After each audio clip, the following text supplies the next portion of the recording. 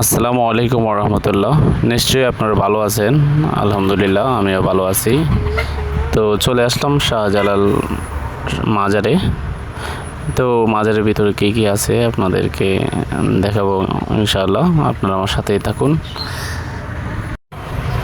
তো দেখুন, মাজারের পূর্ব পাশে অসংখ্য জালালি কবুতর, অসংখ্য কবুতর আছে এই জায়গায়।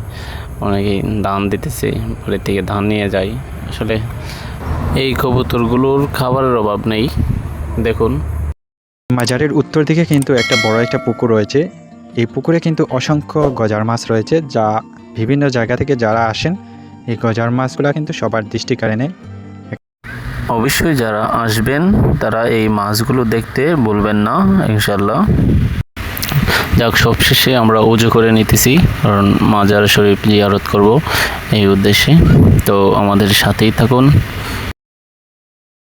এই মাজার শরীফটা হচ্ছে সিলেট শহরের দরগা গেটের অবস্থানে। আপনারা চৌহাটা থেকে একটু সামনে গেলেই এই দরগা গেটটা দেখতে পারবেন, আর সেখানেই কিন্তু মাজার শরীফ অবস্থিত।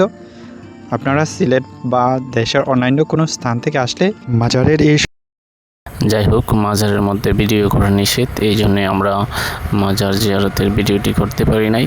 তো মাজার জিয়ারত শেষে আমরা অসংখ্য এই যে কবরস্থান আছে, কবরস্থানগুলো পরিদর্শন করলাম আলহামদুলিল্লাহ।